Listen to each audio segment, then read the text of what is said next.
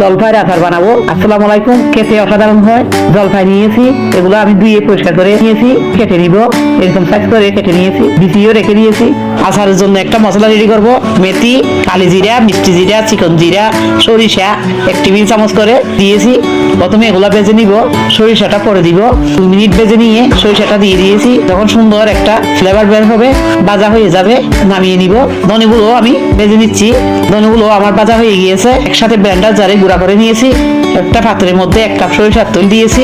তেলটা যখন গরম হয়ে আসবে, শুকনো মরিচ 4টা দিয়েছি। রসুন কুচি দিয়ে দিচ্ছি। 3টা রসুন এভাবে কুচি করে নিয়েছি। আদা দিয়েছি 2 টেবিল চামচ কুচি করে। ভেজে নিব।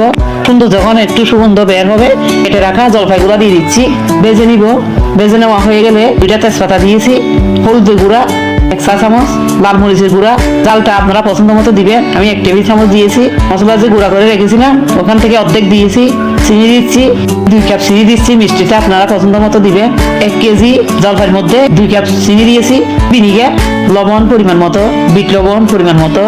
যখন সিদ্ধ হয়ে যাবে, বাকি যে মশলা ছিল ওইটাও আমি দিয়ে দিয়েছি।